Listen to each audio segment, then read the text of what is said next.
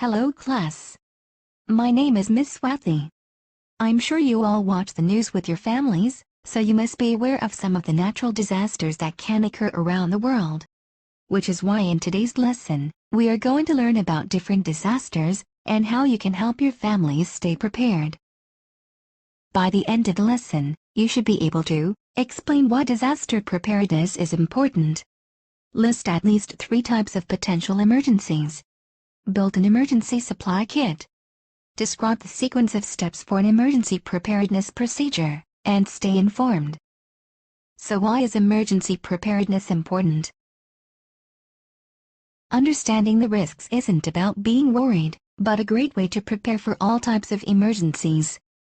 While organizations, such as the Centers for Disease Control and Prevention, and the National Health Departments work towards preparing the nation for emergencies, it can take some time before important resources, such as electricity and clean water, are restored. Therefore, as individuals, we are responsible for ensuring that we know what to do before help arrives. More importantly, having a plan means that we are less likely to panic in an emergency situation. But first, let's review some of the types of disasters. Disasters can be of human origin, such as the September 11th attacks on the World Trade Center towers in New York. More recently, we have seen how extreme weather around the world can be devastating, such as Hurricane Katrina in 2005, the earthquake in Haiti in January of 2010, and earlier this year, the tsunami in Japan. Let's review some of these extreme weather conditions. Earthquakes can be caused by the release of tension along cracks or fault lines in the Earth's crust. According to the U.S. Geological Survey, there are 500,000 earthquakes detected in the world every year. But only 100 or so can cause damage. In the U.S., Alaska has the most earthquakes, while Florida and North Dakota have the fewest. But we must be prepared at all times. During an earthquake, remember, if you are indoors, to get down on the floor, find cover, and hold on until the shaking stops. A hurricane is a tropical storm with an eye, also known as the calm center of the storm. Warm ocean temperatures, wind patterns and precipitation can cause hurricanes over ocean water. When hurricanes come onto land, they can cause severe damage to buildings and trees. Hurricanes are classified by their wind speeds, on a scale of 1 to 5. It is important to find shelter and listen to instructions from the authorities. Tsunamis are a series of sea waves that pick up speed and reach as high as 100 feet before reaching the shore. They can be triggered by earthquakes or volcanic eruptions.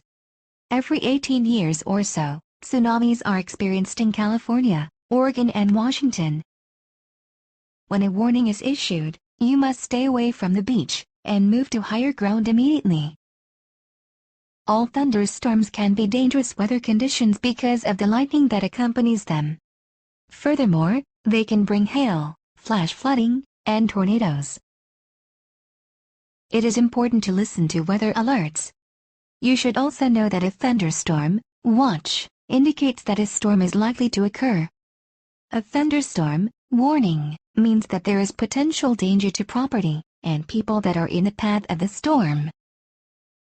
Having an emergency supply kit would be very useful in case of a power outage during a storm. These are just some types of extreme weather conditions. And it is important to know what types of hazards are likely to affect your region.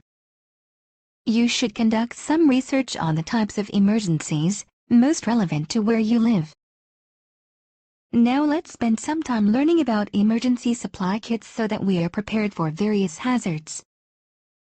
Water, food and clean air are very important in the event of an emergency.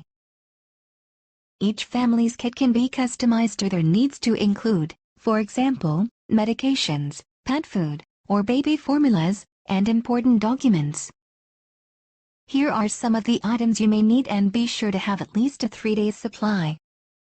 Water, 1 gallon per person per day, non-perishable food items, and a manual can opener, if kit contains canned food, battery-powered radio, and flashlight with extra batteries, first aid kit, and important medications, tools to turn off utilities such as a wrench or pliers, filter masks for clean air, garbage bags, plastic sheets and duct tape, important documents, cell phone and chargers, an extra set of clothes, sleeping bags and blankets. There are more items that can be added to your supply kit, such as fire extinguishers. You should discuss what these items can be with your families. Now that we know what types of items go into an emergency supply kit, let's spend some time reviewing the plan. It is important to sit down with your family and decide what to do, where to go, and how to contact one another if you are separated during an emergency. It would be useful to make a plan that includes important telephone numbers, emergency meeting locations, and places you visit often, such as work or school.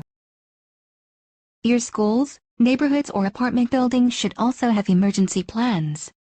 So here is a basic plan checklist. Post important emergency telephone numbers where you can find them. Discuss what to do, who to call, and when. Listen to information updates from adults or authorities. Know where your kid is located.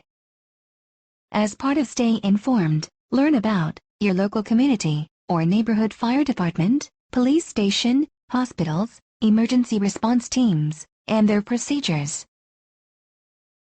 While we may not have been able to cover everything, here are the key points from today's lesson. Being prepared is important, so that we know what to do in an emergency situation. We can avoid panic and stay safe before help arrives. Potential emergencies include extreme weather, terrorism, or biological hazards. More importantly, so that we are prepared for various emergency situations, we should build a kit, make a plan, and stay informed. Here are some resources that provide more information on today's lesson.